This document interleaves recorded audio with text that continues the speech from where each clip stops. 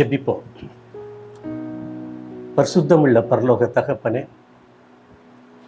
இந்த நல்ல நேரத்திற்காக நன்றியோடு உம்மை துதிக்கிறேன், உம்மை ஸ்தோத்தரிக்கிறேன். அப்பா, அடியனை பலப்படுத்துங்க, பரிசுத்த ஆவியினாலே நிரப்புங்க, உம்முடைய வார்த்தைகளை கொடுங்க, கேட்கின்ற பிள்ளைகளுக்கு பயனுள்ளதாக இருக்க உதவி செய்யுங்க.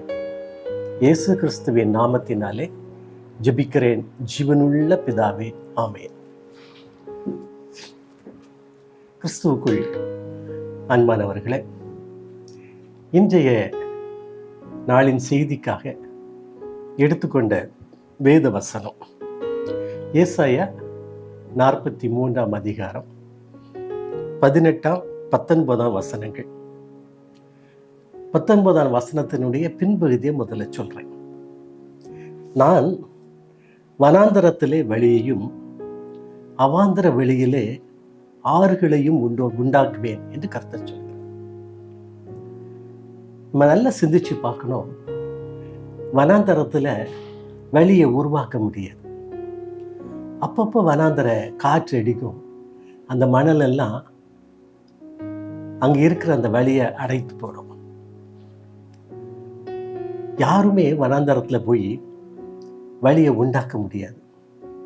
அதே போல அவாந்தர வழியில ஆறுகளையும் உண்டாக்குவேன் அப்படின்னு சொல்றாரு. அவாந்தர வழியில தண்ணீர் இருந்தால் தானே ஆறு உண்டாக்க முடியும். இல்லாதவைகளை நான் செய்வேன் அப்படின்னு சொல்லி ஆண்டவர் சொல்றார். கிறிஸ்துவுக்குள் அன்பானவர்களே, உங்களுடைய வாழ்க்கையில எப்படிப்பட்டவைகளை நினைத்து நீங்கள் சிந்தித்துக் கொண்டிருக்கிறீர்கள்? யோசிங்க. என்னுடைய வாழ்க்கையில் அந்த நான் வேண்டுகிற அந்த விண்ணப்பம் ஆண்டவரால் ஏற்றுக்கொள்ளப்படுமா? ஏற்றுக்கொள்ளப்பட முடியுமா? இந்த காரியத்தை எனக்கு ஆண்டவர் செய்வாரா அப்படின்னு சொல்லி சிந்தித்து கலங்குகிற மக்கள் ஏராளம் ஏராளம். ஆம் தேவனுடைய பிள்ளைகளே, உங்களுடைய இந்த சிந்தனை நாளாக நாளாக அவிசுவாசமாக உருவாக்கப்படும். கவனமாக இருங்க. ஆண்டவரிடத்துல நீங்கள் நம்பிக்கை கொள்ளுங்கள், நம்பிக்கையிலே சந்தோஷமாயிருங்கள் என்று பவுல் அப்போஸ்தலன் அதற்காகத்தான் அப்படி எழுதுகிறார். நம்பிக்கையில சந்தோஷமாயிருங்க. ஒரு காரியத்தை நீங்க ஆண்டவர்கிட்ட சொல்லிட்டீங்களா, ஆண்டவர் நிச்சயமாக உங்களுக்கு செய்து கொடுப்பார் என்கிறதிலே நம்பிக்கையாயிருங்க. ஒவ்வொரு நாளும் அதை நினைத்து ஒரு வினாடி ஆண்டவர்கிட்ட சொல்லிட்டு உங்க வேலைகளை நீங்க செய்துக்கிட்டே இருங்க. ஆண்டவர் கவனமாக செவிமடுக்கிற ஆண்டவர் மாத்திரமல்ல, செய்து கொடுக்கிற ஆண்டவராகவும் இருக்கிறார். நான் வனாந்தரத்திலே வழியை உண்டாக்குவேன், அவாந்தர வெளியிலே ஆறுகளையும் உண்டாக்குவேன் என்று ஆண்டவர் சொல்லுகிறார். 18 வசனம் ஏசாயா 43:18, முந்தினவைகளை நினைக்க வேண்டாம், பூர்வமானவைகளை சிந்திக்கவும் வேண்டாம். அநேகர் சொல்லுவாங்க, இப்படிப்பட்ட காரியத்திற்கு அல்லது என்னுடைய வாழ்க்கையில இத்தனை ஆண்டுகள் காத்திருந்து எனக்கு நடக்கவே இல்லையே. பின்னால உள்ள நாட்களை சிந்திக்கிறது, பிறருடைய காரியங்களை குறித்து சிந்திப்பது. நினைக்காதீங்க. பூர்வமானவைகளையும் நினைக்காதீங்க. இதெல்லாம் நடக்குமா என்று, யாருக்கு நடந்திருக்கிறது என்று சிந்திப்பார்கள். அதையும் நீங்க சிந்திக்காதீங்க. இதோ நான் புதிய காரியத்தை செய்கிறேன், ஆண்டவர் சொல்லுகிறார். இதோ நான் புதிய காரியத்தை செய்கிறேன், இப்பொழுதே அது தோன்றும் அப்படின்னு சொல்லி சொல்றார். இப்பொழுது ஆண்டவருடைய அந்த வார்த்தையை கவனிங்க. வனாந்தரத்துல வழி உண்டாக்க முடியாது, அவாந்தர வெளியில ஆறுகளையும் உண்டாக்க முடியாது. இந்த நேரத்துல ஒரு வார்த்தை ஆண்டவர் சொல்றாரு, முந்தினவைகளை நினைக்காதீங்க, பூர்வமானவைகளை பற்றி சிந்திக்காதீங்க. இல்லையா? இதோ நான் புதிய காரியத்தை செய்கிறேன், இப்பொழுதே அது தோன்றும் என்று சொல்லுகிறார். தாவீது ராஜாவுடைய வாழ்க்கையில் அவர் அடைந்த பாடுகள், அவர் செய்த வேலைகள், ஆண்டவர் மீது கொண்ட நம்பிக்கை நிமித்தமாக தாவீது 136 சங்கீதத்திலே கிட்டத்தட்ட 26 வசனங்கள் இருக்கு. ஒவ்வொரு வசனத்தையும் ஆண்டவரை துதிங்க அப்படி சொல்லுவார். ஆண்டவரை துதியுங்க. அவர் எப்படிப்பட்டவர் சொல்றார் தெரியுமா? வானங்களை உருவாக்கியவர் அப்படின்னு சொல்றார். பெரிய சுடர்களை உருவாக்கியவர் அப்படின்னு சொல்றார். இப்படி ஒவ்வொன்றாக ஆண்டவருடைய செயல்களை எண்ணி எண்ணி துதித்து கடைசியில் சொல்றாரு, ஒவ்வொரு வசனத்தினுடைய கடைசிலையும் அவர் கிருபை என்றும் உள்ளது, என்றும் உள்ளது. அந்த என்றும் அண்டர்லைன் பண்ணிடுங்க. இன்றைக்கும் அவர் கிருபை உள்ளது, இன்றைக்கும் உள்ளது. நீங்க கேளுங்களா, எவைகளையெல்லாம் கேட்பீங்களோ அவைகளையெல்லாம் செய்ய ஆண்டவர் வல்லவராக இருக்கிறார். ஒருவேளை நீங்க கேட்டு கேட்டு ஆண்டவர் செய்யலை அப்படின்னு சொன்னா உங்களுடைய வாழ்வின் செயல்பாடை யோசித்து பாருங்க. காலையில எதுக்குறீங்க, ஒரு வேத வசனத்தை வாசிக்கிறீங்க, ஒரு அதிகாரத்தை வாசிக்கிறீங்க, ஆண்டவர்கிட்ட ஜெபிக்கிறீங்க, அந்தாலும் ஓடிடுறீங்க வேலைக்கு. சாயங்காலம் வர்றீங்க, இதே அப்படி ரிப்பீட் பண்ணுறீங்க. திரும்ப நீங்கள் ஜெபம் பண்ணுறீங்க, அந்தாலும் தூங்கிடுறீங்க, காலையில எதுக்குறீங்க. இது நம்முடைய வாழ்வினுடைய அன்றாடைய செயல்பாடாக இருக்கலாம். இப்போ நீங்கள் ஒரு காரியத்தை சிந்திக்கணும், இவைகளையெல்லாம் நான் ஆண்டவர்கிட்ட கேட்டு இருக்கிறேன், இதுவரைக்கும் எனக்கு கிடைக்கலையே அப்படி சொல்லி நீங்க சிந்திக்கிறீங்களா? கொஞ்சம் யோசிங்க. உங்களுடைய விண்ணப்பத்தினுடைய வேண்டுதலினுடைய பகுதி கொஞ்சம் அடுத்த ஸ்டெப்புக்கு போகட்டும். உபவாசம் இருங்களேன், நல்ல உபவாசம் இருந்து ஜெபிங்களேன், போராடி ஜெபிங்களேன். ஆண்டவர் கொடுக்கிறாரா இல்லையான்னு பாருங்க. இப்போ ஆம் தேவனுடைய பிள்ளைகளே, ஒவ்வொருவரும் உங்களுடைய அந்த ஜெபத்தினுடைய அந்த தேவையினுடைய அடிப்படையை பொறுத்து ஜெபத்தை இன்னும் நீங்கள் வல்லமையாக ஆக்கணும். உங்களுடைய ஜெபம் வல்லமை நிறைந்ததாக இருக்கணும். அங்கே என்ன இருக்கக்கூடாது? அங்கே சந்தேகமே இருக்கக்கூடாது, அவிசுவாசம் இருக்கக்கூடாது, விசுவாசம் இருக்கணும். பரிசுத்தாவினால நிறைந்து ஜெபிங்க. அப்போ பரிசுத்தாவை நீங்கள் ஆண்டவர்கிட்ட கேட்கணும், பரிசுத்தாவின் ஆளுகையை கேட்கணும். பிசாசனுடைய காரியத்துக்கு நீங்கள் இடம் கொடுக்கக்கூடாது. ஆண்டவருடைய காரியத்திற்கு மாத்திரம்தான் இடம் கொடுக்கணும். இப்படி உங்களை ஒவ்வொன்றாக மாற்றிக்கொள்ளுங்க. நீங்க கேட்கிற விண்ணப்பத்திற்கு ஆண்டவர் உடனடியாக பதில் கொடுப்பார். மாற்றுங்களேன். இதெல்லாம் யாருக்கு இதுவரைக்கும் என்ன கிடைச்சிருக்கு? யாருக்குமே எதுவுமே கிடைக்கல. இது எப்படி கிடைக்கும் அப்படிங்கிற சந்தேகமே வேண்டாம். இயேசுனுடைய வாழ்வில் லூக்கா 13ஆம் அதிகாரத்தை எடுத்து வச்சிடுங்க. 13ஆம் வசனத்திலிருந்து ஒரு ஓய்வு நாள். ஆண்டவர் தேவாலயத்தில் போய் போதகம் பண்ணிட்டு இருக்கிறார். இயேசு போதகம் பண்றார். அந்த தேவாலயத்தில் நிறைய பேர் இருக்காங்க, அந்த ஜெப கூடத்தில் நிறைய பேர் இருக்காங்க. ஒவ்வொருத்தரையும் ஆண்டவர் பார்த்து அவங்களுடைய எண்ணங்களை அவர் புரிந்து கொண்டிருக்கிறார். அதற்கேற்ற வார்த்தைகளை கொடுத்து கொண்டிருக்கிறார். ஆண்டவருடைய எண்ணமே நற்செய்தியை சொல்லணும். அந்த நற்செய்தினால் அவங்க மனம் திரும்பணும். ஆண்டவருடைய நற்செய்தியை கேட்டு மனம் திரும்பியவர்கள் ஏராளம் உண்டு. ஆனா அவரோடு போராடியவர்கள் இன்னும் ஏராளம் உண்டு. ஒவ்வொரு வார்த்தைகளை பற்றி கொண்டு ஆண்டவரோடு போராடிட்டு இருப்பாங்க, ஆண்டவரோடு எதிர்த்து பேசிக்கிட்டு இருப்பாங்க, கோபப்படுவாங்க. ஒரு பகுதி மக்கள் ஆண்டவருடைய செய்தியை கேட்டு சந்தோஷமா வீட்டுக்கு போயிட்டு இருப்பாங்க. இன்னொரு பகுதி மக்கள் அங்க நின்று ஆண்டவரோடு கூட யுத்தம் பண்ணிக்கிட்டே இருப்பாங்க. அவர் தனி மனிதனாக நிற்பார். ஒருவேளை 12 சீடர்கள் அருகில் இருந்தாலும் அவர்களால் எந்த பதிலையும் கொடுக்க முடியாது. ஆண்டவர் அதை பற்றி கவலைப்படுவதே அல்ல. அவரோடு கூட போராடுகிற வேதபாரகர்களுக்கு அவர் பதில் கொடுத்து கொண்டே இருப்பார். தெய்வீக பதிலாக இருக்கும். அவர்களால் அதற்கு ஒன்றும் மாறுத்தரமாக பேச முடியாது. அப்படிப்பட்ட வார்த்தைகளை கொடுத்து கொண்டே இருப்பார். இப்போ அந்த தேவாலயத்துல ஒரு பெண்ணு வந்து அமர்ந்திருக்க. ஆண்டவருடைய பார்வை அந்த பெண்ணின் மீது பதிந்தது.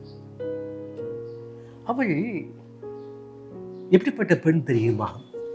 18 வருஷமா பலவீனப்படுத்தும் ஆண் ஆவி அவளோடு கூட இருந்துச்சான். 18 வருஷம்.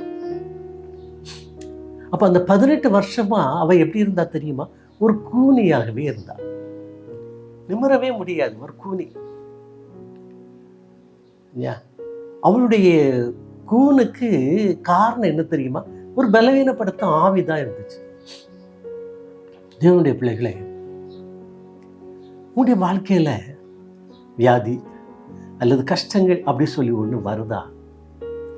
நீங்க ஒன்று யோசிங்க.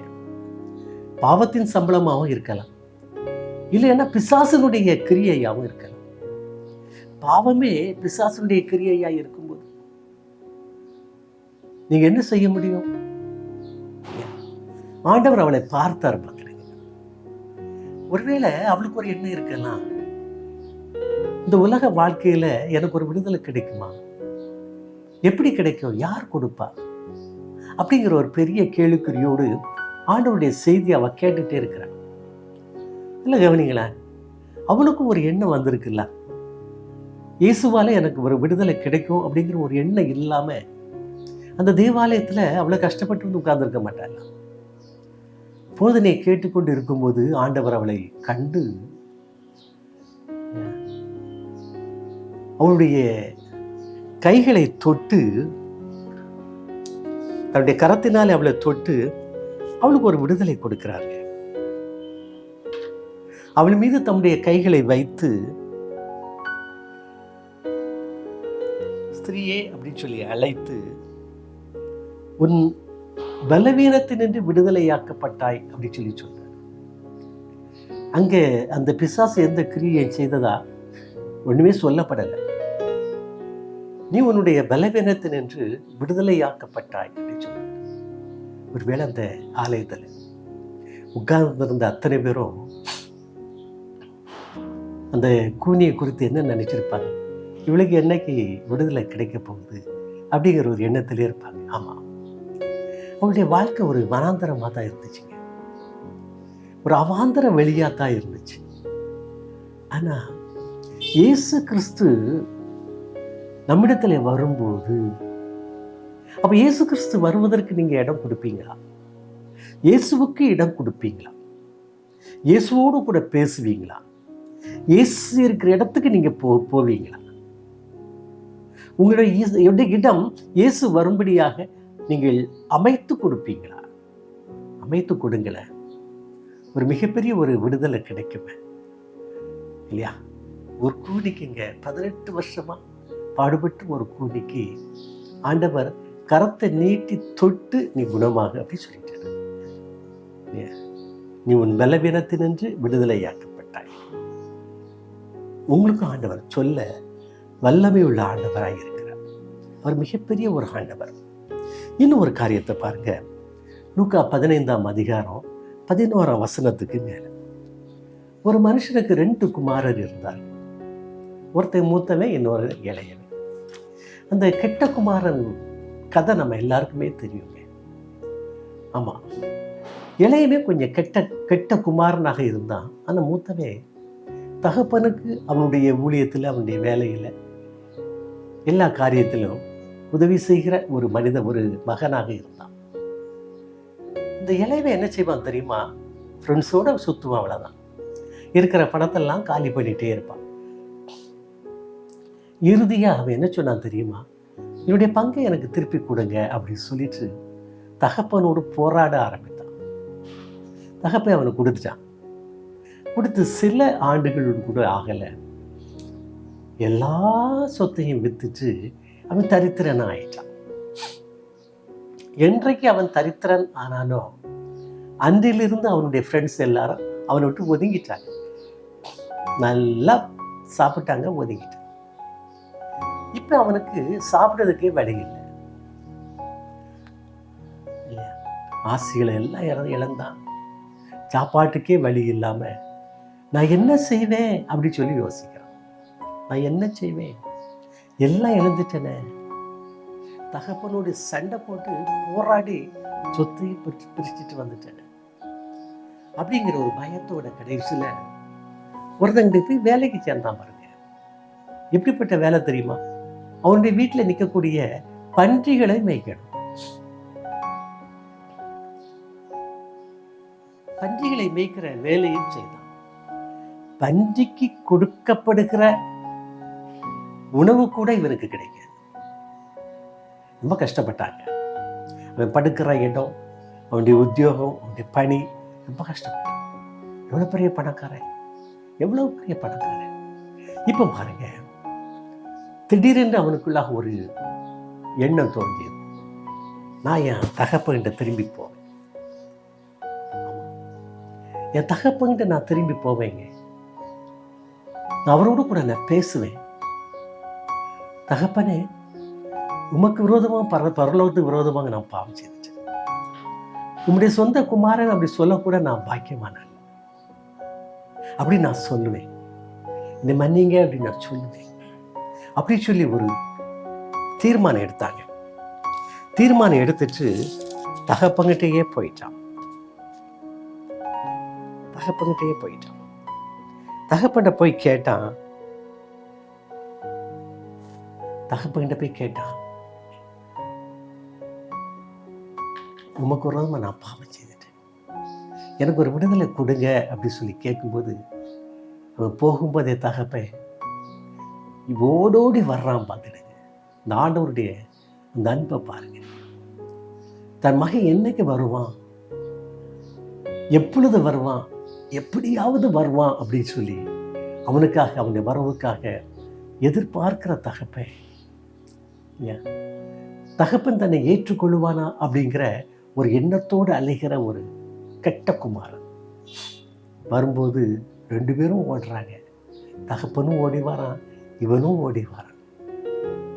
தகப்பன் இவனை கெட்டி அணைச்சிக்கிட்டான். அப்போ அவன் தகப்பன் பேசணும்.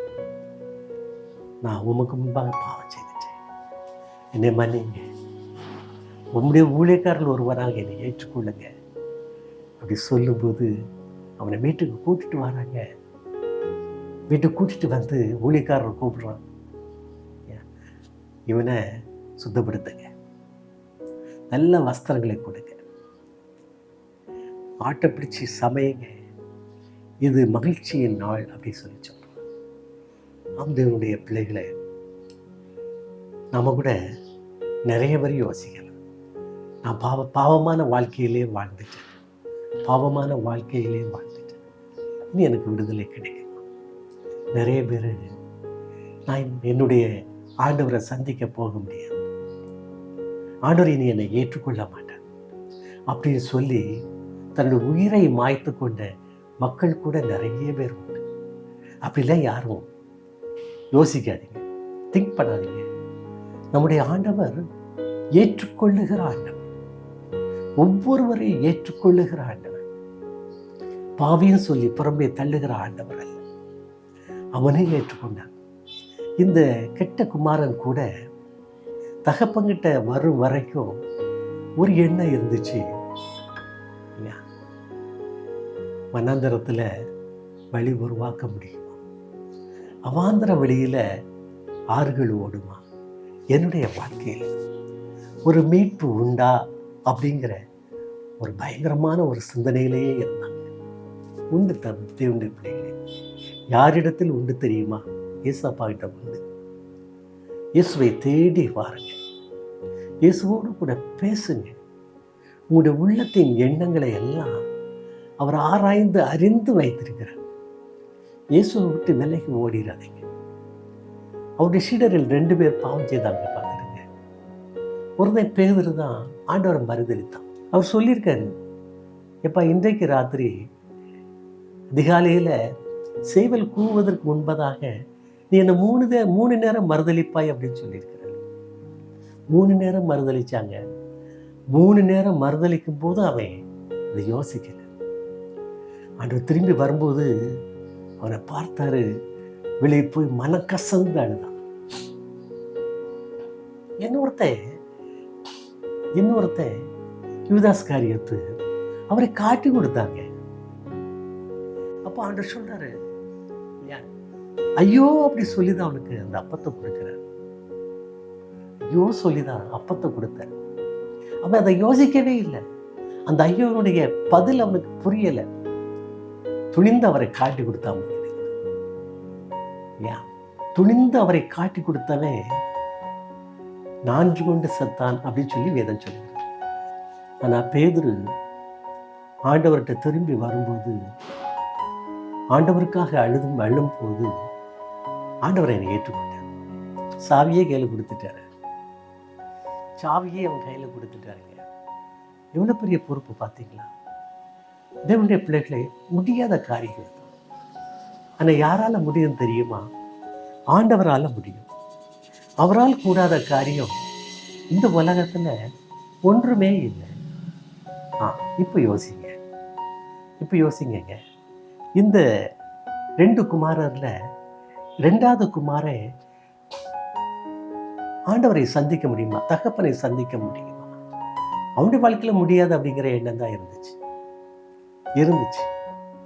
அதனால தான் பன்றிகளை கூட மேய்க்க போயிட்டான். இப்ப இனி தனக்கு ஒரு வாழ்வு இல்லை அப்படிங்கிற ஒரு எண்ணம் வரும்போது தகப்பனை சிந்திக்க ஆரம்பித்தான். சிந்திங்களேன். நான் பாவின்னு சொல்லாதீங்க. எப்படிப்பட்ட பாவியாக இருந்தாலும் சரி, மனம் திருந்துவதற்கு உங்களுடைய ஆண்டவர் உங்களை ஏற்றுக்கொள்வதற்கு காலம் உண்டு. காலம் வரும், காத்திருங்க. ஆண்டவரிடமாக நீங்க திரும்பி வாங்க. உங்களுடைய வாழ்க்கையில உங்களுக்கு விடுதலை உண்டு. இது ஒரு புதிய காரியத்தை செய்கிறேன், இப்பொழுதே அது தோன்றும் என்று ஆண்டவர் சொல்கிறார். திருந்துங்க. இனி பழையவைகள் வேண்டாம். இன்னொரு காரியங்க, லூக்கா 18ஆம் அதிகாரம் 18ஆம் வசனம் முதல் ஒரு காரியம் சொல்லப்பட்டிருக்கு. அதில் கடைசியில் ஒரு காரியம் சொல்லப்பட்டிருக்கு. யார் ஆண்டவரை ரட்சிக்கப்படக்கூடும்? யார் ரட்சிக்கப்படும்?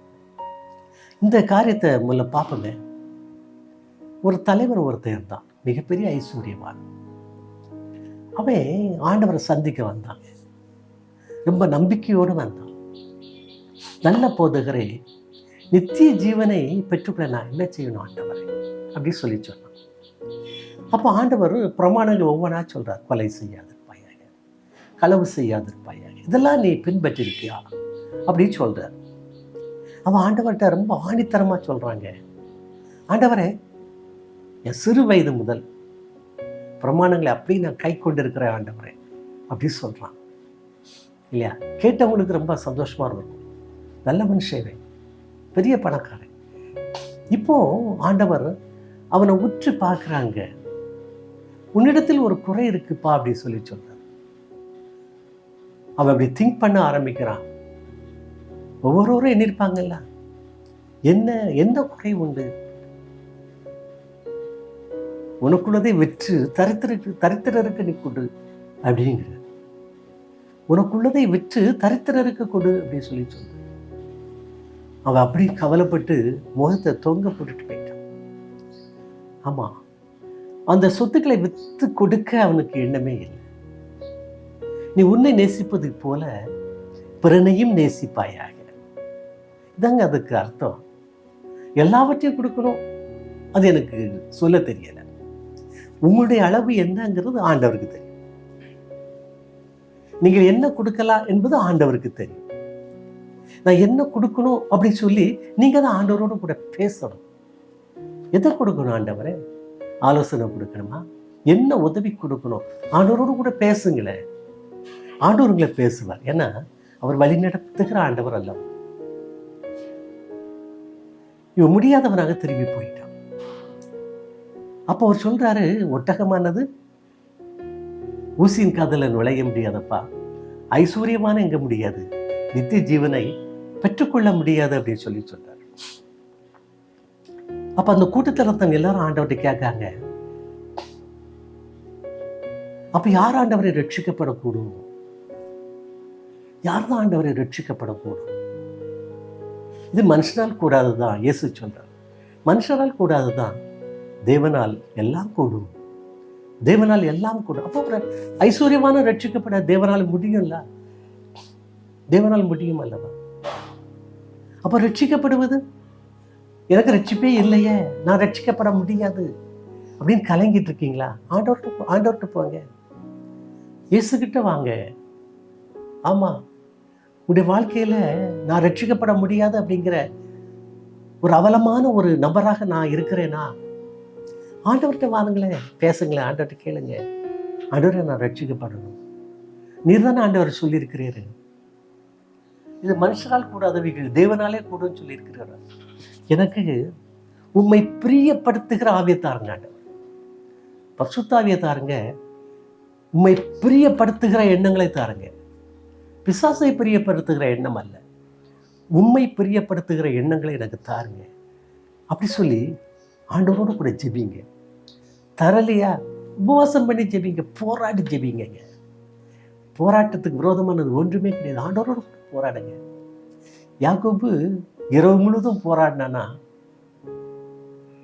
இரவு முழுவதும் போராடினானா, இன்னைக்கு வரைக்கும் பாருங்க, யாக்கோபுனுடைய சந்ததி இஸ்ரவேலாக நிற்கின்றது, இஸ்ரவேலாக நிற்கிறது. இஸ்ரவேலுக்காக ஜெபித்துக் கொள்ளுங்கள். அவங்க ஞானமாக நடக்கணும், புத்தியாய் நடக்கணும், கடவுளுடைய பிள்ளைகளாக நடக்கணும், பிறரை நேசிக்கணும். ஜெபிங்க. ஆண்டவருடைய வார்த்தைகள் ஒவ்வொன்றும் அவர்களில் நிறைவேறி வருகிறதற்காக ஆண்டவருக்கு நன்றி சொல்லி ஜெபிங்க. நன்றாக இருக்கணுங்க, அவர்களும் நன்றாக இருக்கணும், சுற்றி இருக்கிறவர்களும் நன்றாக இருக்கணும், அங்கு சமாதானம் வேணும் அப்படி சொல்லி ஜெபிங்க. ஆமா, ஜெபிக்க ஜெபிக்க ஆண்டவர் எல்லாவற்றையும் கொடுக்க வல்லவராக இருக்கிறார்.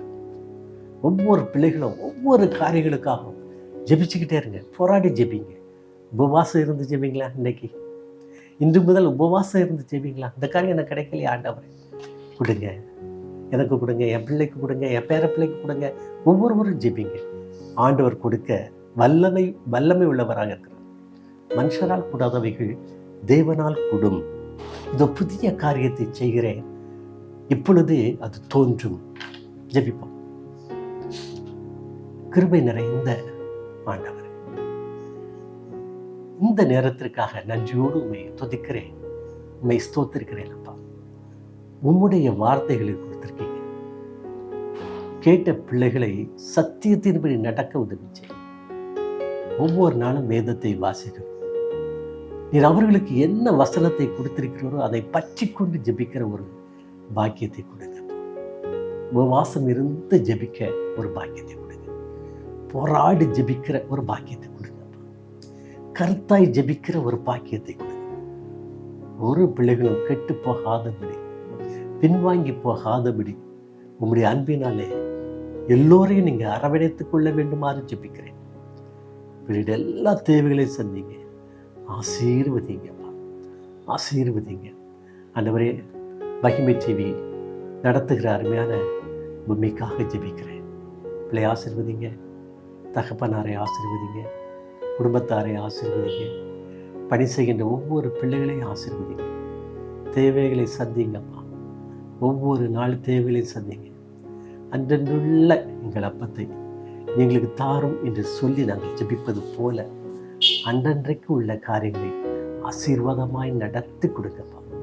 ஒவ்வொருவருக்கும் தேவையான சுக பல ஜீவன், சந்தோஷம், சமாதான, நீடிய பொறுமை, உண்மையான கிறிஸ்தவ அன்பு கொடுத்து ஆசீர்வதிங்க. இயேசு கிறிஸ்துவின் நாமத்தினாலே ஜெபிக்கிறேன், ஜீவனுள்ள பிதாவே. ஆமென், ஆமென்.